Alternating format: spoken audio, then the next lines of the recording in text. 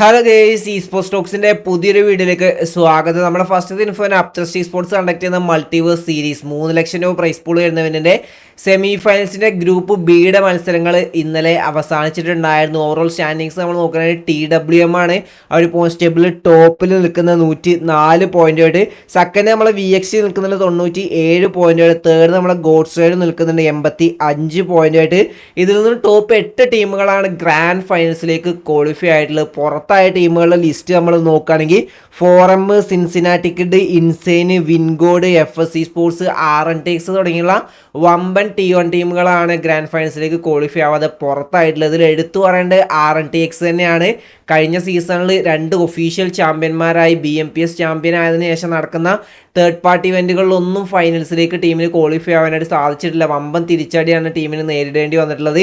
ഇനിയിപ്പോൾ ESLും BGSും ആണ് അവരുടെ മുന്നിലുള്ളത്. അതിലും ഈ ഒരു ലെവലിൽ മോശം പെർഫോമൻസ് ആണെങ്കിൽ എന്തായാലും അവരുടെ ലൈനപ്പിൽ മാറ്റം വരുന്നതായിരിക്കും. ഇനി BGSൽ നല്ലൊരു പെർഫോമൻസ് ഉണ്ടാവുമോ ഇല്ലേ എന്നൊക്കെ നമുക്ക് വരുന്ന ദിവസങ്ങളിൽ അറിയാനായിട്ട് സാധിക്കും. അങ്ങനെ 8 ടീമുകളിൽ നിന്നും ഗ്രാൻഡ് ഫൈനൽസിലേക്ക് ക്വാളിഫൈ ആയിട്ടുണ്ട്. ആൻഡ് ഇതിലെ ഗ്രൂപ്പിലെ ട്രോഫി ലിസ്റ്റ് നോക്കുകയാണെങ്കിൽ അവിടെയും എക്സ്പവർ തന്നെയാണ് ആ ഒരു ടോപ്പിൽ നിൽക്കുന്ന 28 ഫിനിഷേഴ്സുമായിട്ട്. എക്സ്പവർ ഇപ്പോൾ വേറെ ലെവൽ പെർഫോമൻസ് ഈ ഒരു ടീമിൻ്റെ കൂടെ കാഴ്ചവെക്കുന്നുണ്ട്.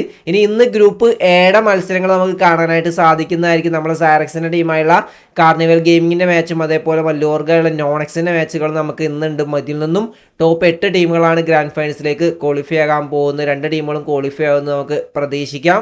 എൻ്റെ അടുത്തൊരു ഇൻഫോ എന്ന് പറയുന്നത് നമ്മൾ മോർട്ടൽ BGS കളിക്കാൻ പോവുകയാണ് എന്നുള്ളൊരു ഇൻഫോ ആണ് കിട്ടിയിട്ടുള്ളത്. ടീമിന് വേണ്ടിയിട്ട് രജിസ്റ്റർ ചെയ്തിട്ടുണ്ട് IQ സോളിൻ്റെ കൂടെ.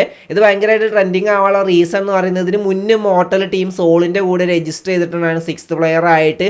അത് BMPSലായിരുന്നു. ആ ഒരു സീസണിൽ തന്നെ അവർ BMPS ചാമ്പ്യന്മാരും ആയിട്ടുണ്ടായിരുന്നു.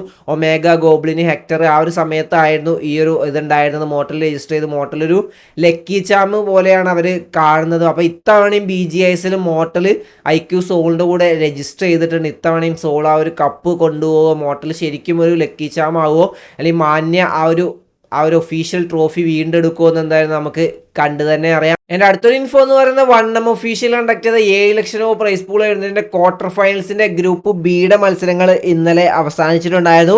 റെക്കനിങ് സ്പോർട്സ് ആണ് പോയിന്റ് ടേബിൾ ടോപ്പിലെത്തിയ 94 പോയിന്റുമായിട്ട്.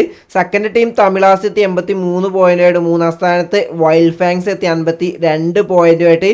ഇതിൽ നിന്ന് ടോപ്പ് 8 ടീമുകളാണ് സെമി ഫൈനൽസിലേക്ക് ക്വാളിഫൈ ആയിട്ടുള്ളത്. ഫോറമിന് ഇതിലും ക്വാളിഫൈ ആവാനായിട്ട് സാധിക്കാതെ പുറത്തായിട്ടുണ്ട്. സെമി ഫൈനൽസ് ഇന്ന് മുതൽ സ്റ്റാർട്ട് ചെയ്യുന്നതായിരിക്കും. എൻ്റെ അടുത്തൊരു ഇൻഫോ എന്ന് പറയുന്നത് ഗ്ലേഷ്യർ ഗെയിംസ് കണ്ടക്ട് ചെയ്തൊരു ടൂർണമെൻറ്റിൻ്റെ ഗ്രാൻഡ് ഫൈനൽസിൻ്റെ ഡേ 1 മത്സരങ്ങൾ ഇന്നലെ അവസാനിച്ചിട്ടുണ്ടായിരുന്നു. നമ്മളെ പാബ്ലോയുടെ ടീമൊക്കെ ഇതിൽ കളിച്ചിട്ടുണ്ടായിരുന്നു. അപ്പോൾ ഡേ 1 അവസാനിച്ചപ്പോൾ SBI സ്പോർട്സ് ആണ് ടോപ്പിൽ നിൽക്കുന്ന 61 പോയിന്റുമായിട്ട്. സെക്കൻഡ് ഫീനിക്സ് സ്പോർട്സ് നിൽക്കുന്നുണ്ട് 57 പോയിന്റുമായിട്ട്. നമ്മളെ പാബ്ലോയുടെ ടീമിന് 16ാം സ്ഥാനത്താണ് ഫിനിഷ് ചെയ്യാനായിട്ട് സാധിച്ചത്. വെറും 10 പോയിന്റ് മാത്രമേ ടീം സ്വന്തമാക്കിയിട്ടുള്ളൂ. ഇനിയും ഒരു ദിവസം കൂടി ഉണ്ട്. അതിന് നല്ലൊരു കംബാക്ക് ടീം പാബ്ലോ കാഴ്ചവെക്കുമെന്ന് നമുക്ക് പ്രതീക്ഷിക്കാം. അപ്പോൾ ഈ ഒരു ഇവന്റ് നിങ്ങൾക്ക് ഗ്ലേഷ്യർ ഗെയിംസിൻ്റെ യൂട്യൂബ് ചാനൽ കാണാനായിട്ട് സാധിക്കുന്നതായിരിക്കും. അടുത്തൊരു ഇൻഫോ എന്ന് പറയുന്ന ഒരു കോൺട്രവേഴ്സിയാണ് ക്ലച്ച് ഗോഡ് വേഴ്സസ് നമ്മളെ വൈൽഡ് ഫാങ്സിലെ സ്കൗട്ടിൻ്റെ ടീമിലെ ട്രേസ് ഗോഡും തമ്മിലുള്ളൊരു ഇത്.